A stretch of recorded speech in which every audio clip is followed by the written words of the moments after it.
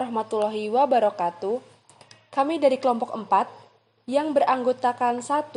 Ayu Widya Putri, 2. Vina Maulida, 3. Roro ASPSN, 4.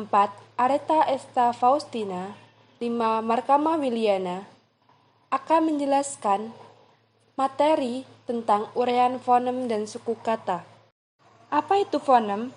Fonem memiliki pengertian, yaitu bunyi bahasa yang berbeda atau mirip satu sama lain dalam sebuah penggunaan bahasa yang sama. Dalam ilmu bahasa, fonem ditulis di antara dua garis miring. Jadi, dalam bahasa Indonesia, garis miring P garis miring dan garis miring B garis miring merupakan dua fonem yang kedua bunyi ini membedakan arti. Contoh fonem. Pola, bila dituliskan dengan fonem, maka akan menjadi garis miring pola, garis miring. Parang, jika dituliskan dengan fonem, maka akan tertulis garis miring parang, garis miring. Begitu juga dengan beras, jika akan ditulis menggunakan fonem, maka menjadi garis miring beras, garis miring. Fonem dalam bahasa dapat mempunyai beberapa macam lafal yang bergantung pada tempatnya dalam kata atau suku kata. Fonem garis miring P garis miring dalam bahasa Indonesia misalnya dapat mempunyai dua macam lafal. Bila berada pada awal kata atau suku kata, fonem dilafalkan secara lepas. Pada kata garis miring pola garis miring, misalnya fonem garis miring P garis miring, diucapkan secara lepas yang kemudian diikuti oleh fonem garis miring O garis miring. Bila pada akhir kata, fonem garis miring P garis miring sudah jelas tidak bisa diucapkan secara lepas. Bibir kita akan tertutup untuk mengucapkan bunyi ini bukan? Dengan demikian, fonem garis miring P garis miring dalam bahasa Indonesia memiliki dua variasi. Satuan bunyi fonem.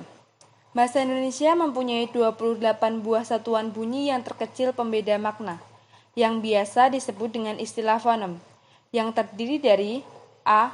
6 buah fonem vokal, yaitu A, I, U, E, O, dan B. 22 buah fonem konsonan, yaitu B, P, T, D, G, K, S, dan lain-lain. Di dalam penuturan fonem-fonem itu, bukan merupakan bunyi-bunyi yang terdiri sendiri-sendiri, yang satu terlepas dari yang lain, melainkan merupakan kesatuan bunyi yang lebih besar, misalnya kesatuan suku pada kata dan kesatuan kata. Kesatuan fonem itu akan saling mempengaruhi sehingga ada kemungkinan ucapan suatu fonem berbeda dari satu posisi dibandingkan dengan posisi lainnya. Lafal vokal dan konsonan fonem. Lafal vokal A. Vokal A dilafalkan dengan cara menarik lidah ke belakang dan ke bawah, disertai dengan menghembuskan udara keluar, sedangkan mulut dibuka lebar-lebar membundar. Lafal vokal I. Vokal I dilafalkan dengan cara menarik lidah ke depan dan ke atas, disertai dengan menghembuskan udara keluar, sedangkan mulut dilebarkan dan tidak membundar. Lafal vokal U. Vokal U dilafalkan dengan cara menarik lidah ke belakang dan ke atas, disertai dengan menghembuskan udara keluar, sedangkan bentuk mulut dibundarkan. Lafal vokal E. Vokal E dilafalkan dengan cara menarik lidah agar ke dalam dan ke tengah, disertai dengan menghembuskan udara keluar, sedangkan bentuk mulut lebih dilebarkan sedikit. Lafal vokal E. Dilafalkan dengan cara menjulurkan lidah ke depan dan ke tengah, disertai dengan menghembuskan udara keluar, sedangkan bentuk mulut dilebarkan. Lafal vokal O. Dilafalkan dengan cara menarik lidah jauh ke belakang dan ke tengah, disertai dengan menghembuskan udara keluar, sedangkan bentuk mulut dibundarkan. Lafal konsonan B. Konsonan B dilafalkan dengan cara mula-mula mengatupkan kedua belah bibir rapat-rapat, lalu udara di dalam diletupkan dengan tiba-tiba sehingga kedua buah bibir itu terlepas. Lafal konsonan P. Konsonan P dilafalkan dengan cara mula-mula mengatupkan kedua buah bibir rapat-rapat, lalu udara di dalam diletupkan dengan tiba-tiba sehingga kedua bibir itu terlepas. Lafal konsonan T dilafalkan dengan cara mula-mula menempatkan ujung lidah pada gigi atas, lalu udara diletupkan dengan tiba-tiba sehingga ujung lidah terlepas dari gigi atas itu. Lafal konsonan D dilafalkan dengan cara mula-mula menempatkan ujung lidah pada gigi atas, lalu udara diletupkan dengan tiba-tiba sehingga ujung lidah terlepas dari gigi atas itu. Lafal konsonan G dilafalkan dengan cara mula-mula menempatkan pangkal lidah pada langit-langit lunak, lalu udara diletupkan dari dalam dengan tiba-tiba sehingga pangkal lidah terlepas dari langit-langit lunak. Lafal konsonan K dilafalkan dengan cara mula-mula menempatkan pangkal lidah pada langit-langit lunak, lalu udara diletupkan dengan tiba-tiba sehingga pangkal lidah terlepas dari langit-langit lunak itu. Lafal konsonan F dilafalkan dengan cara mula-mula menempelkan ujung lidah pada gusi gigi atas, lalu udara dihembuskan keluar secara bergeser. Lafal konsonan Z. Lafal konsonan Z dilafalkan dengan cara mula-mula menempatkan ujung lidah pada gusi gigi atas, lalu udara dihembuskan keluar secara bergeser. Lafal konsonan S dilafalkan dengan cara mula-mula menempatkan ujung lidah pada gusi gigi atas, lalu udara dihembuskan keluar secara bergeser. Lafal konsonan C dilafalkan dengan cara mula-mula menempatkan daun lidah pada langit-langit keras, lalu bunyi ujar dihembuskan keluar secara bergeser. Konsonan C berasal dari bahasa asing. Lafal konsonan K dilafalkan dengan cara mula-mula mendekatkan pangkal lidah pada langit-langit lunak, lalu udara dihembuskan keluar secara bergeser. Ucapannya baik pada awal maupun akhir suku kata sama saja. Lafal konsonan H dilafalkan dengan cara mula-mula mendekatkan pangkal lidah pada dinding rongga kerongkongan, lalu udara dihembuskan keluar secara bergeser. Ucapannya, baik pada posisi awal maupun posisi akhir suku kata, adalah sama jelasnya. Lafal konsonan J dilafalkan mula-mula dengan cara menempatkan daun lidah pada langit-langit keras, lalu udara dihembuskan keluar sehingga daun lidah terlepas dari langit-langit keras itu. Konsonan J hanya pada posisi awal suku kata saja. Lafal konsonan C dilafalkan dengan cara mula-mula menempatkan daun lidah pada langit-langit keras, lalu udara dihembuskan keluar sehingga lidah terlepas dari langit-langit lunak itu. Konsonan C pada awal suku kata saja. Lafal konsonan M dilafalkan mula-mula dengan cara merapatkan kedua belah bibir atas dan bawah, lalu udara dari dalam dihembuskan keluar dengan cara melalui rongga hidung. Ucapannya pada awal dan akhir suku kata itu sama. Lafal konsonan N dilafalkan dengan cara menempatkan ujung lidah pada gigi atas, lalu udara dari dalam dihembuskan keluar melalui rongga hidung. Ucapannya pada posisi awal maupun akhir sama saja. Lafal konsonan Nyi dilafalkan dengan cara mula-mula menempatkan daun lidah pada langit-langit keras, lalu udara dihembuskan keluar melalui rongga hidung. Lafal konsonan Eng dilafalkan dengan cara mula-mula menempatkan ujung lidah pada gigi atas, lalu udara dari dalam dihembuskan melalui rongga hidung. Lafal konsonan R dilafalkan dengan cara mula-mula menempatkan ujung lidah pada gusi gigi atas, lalu udara dihembuskan keluar dengan menggetarkan ujung lidah itu. Lafal konsonan L dilafalkan dengan cara mula-mula menempatkan ujung lidah pada gusi gigi atas, lalu udara dihembuskan keluar dengan cara melalui sisi kiri dan kanan lidah itu. Lafal konsonan W dilafalkan dengan cara mula-mula merapatkan bibir bawah dengan bibir atas, lalu udara dihembuskan keluar dengan disertai secepatnya melepaskan kedua belah bibir itu sehingga udara dapat keluar dengan bebas. Yang terakhir yaitu lafal konsonan Y dilafalkan dengan cara mula-mula menempatkan daun lidah pada langit-langit keras, lalu udara dihembuskan keluar dengan disertai secepatnya melepaskan daun lidah dari langit-langit keras itu, sehingga udara dapat keluar dengan bebas. Uraian fonem. Di bawah ini kami berikan cara menguraikan fonem-fonem bahasa.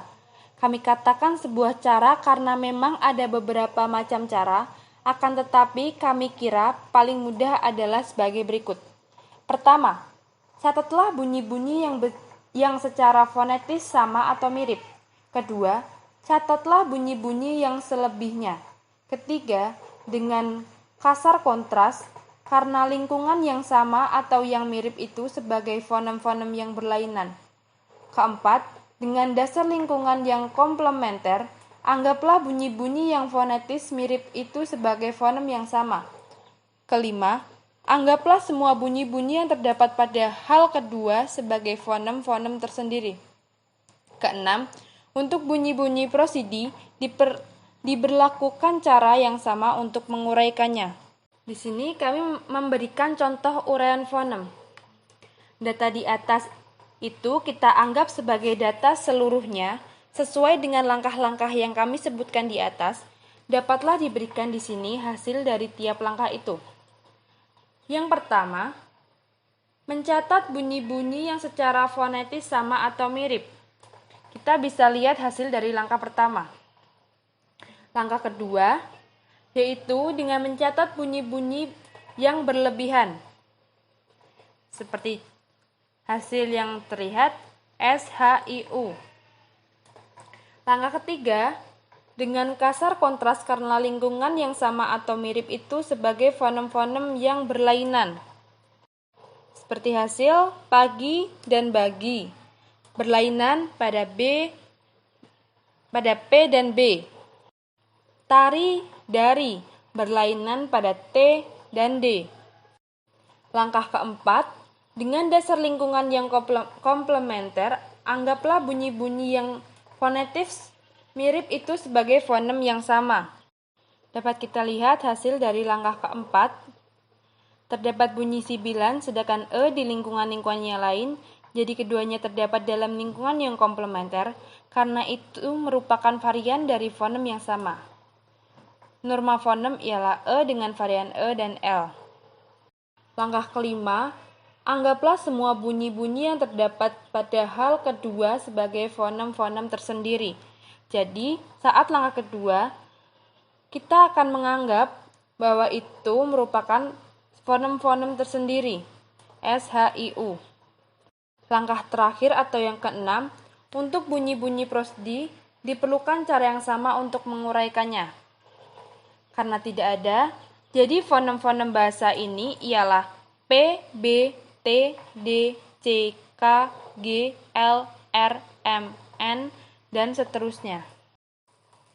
Pengertian suku kata. Pengertian suku kata menurut KBBI. Berdasarkan Kamus Besar Bahasa Indonesia atau KBBI, suku kata adalah struktur yang terjadi satu atau urutan fonem yang merupakan konstituen kata. Artinya, suku kata dapat memiliki vokal ataupun konsonan. 2. Pengertian suku kata menurut Geroge Yul. Melansir dari jurnal penelitian berjudul Pola Suku Kata Bahasa Lisabata Slaby Pattern Language oleh Eniati pada tahun 2017, George Yule 2015 menjelaskan suku kata pada setiap kata mengandung vokal dan konsonan, sehingga pada saat mengucapkan satu kata akan terdengar bunyi atau suara dari huruf vokal yang lebih terdengar dibandingkan konsonan. 3. Pengertian suku kata menurut Amril dan Ermanto.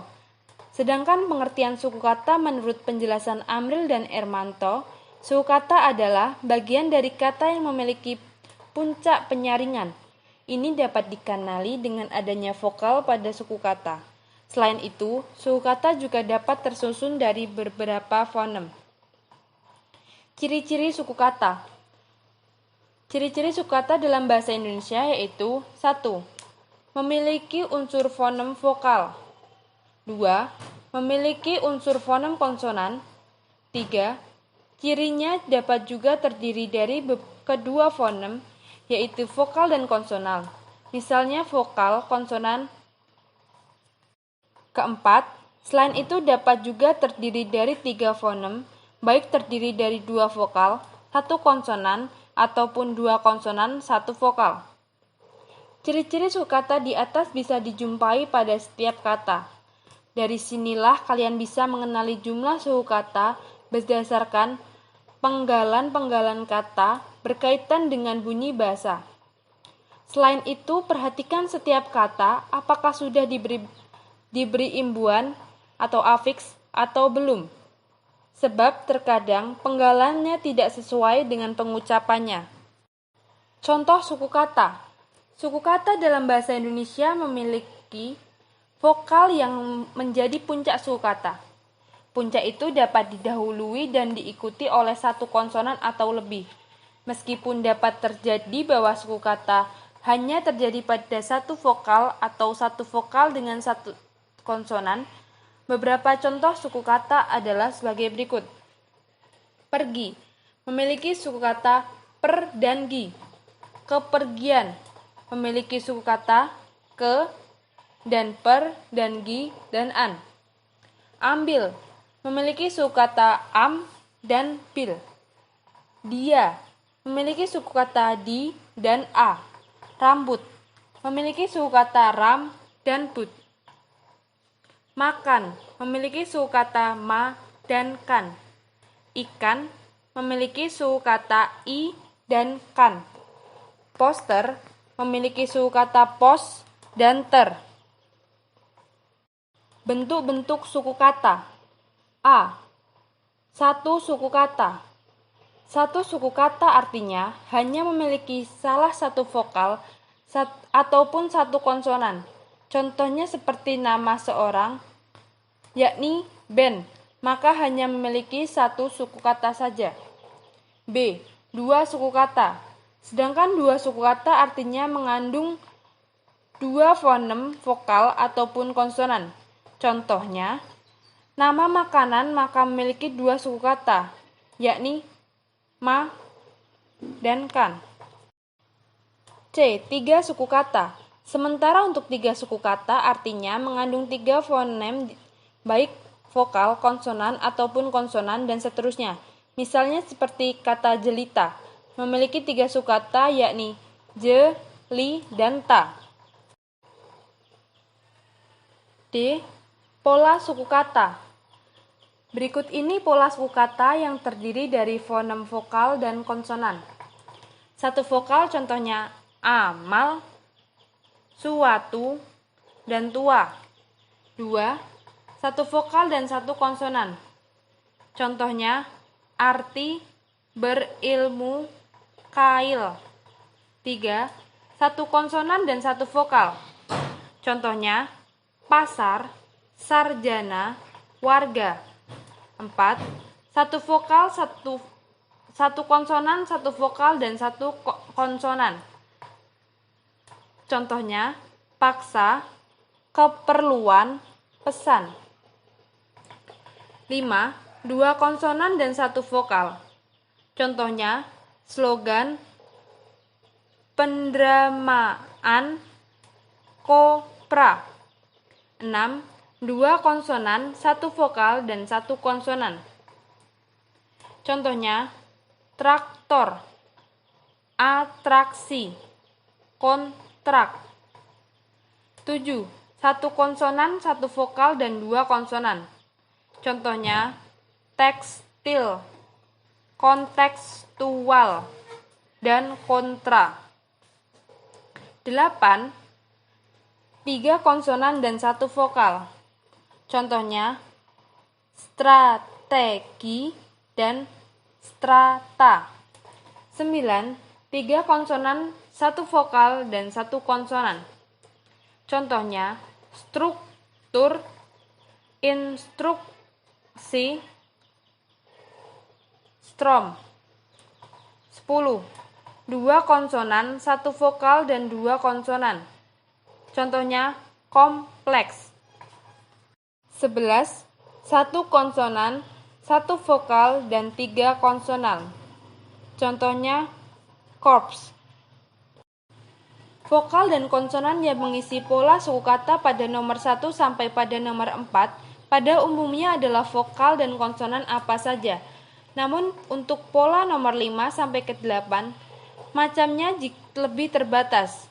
Jika dua konsonan terdapat dalam satu suku kata yang sama, maka konsonan yang pertama hanyalah P, B, T, K, G, F, S, dan D.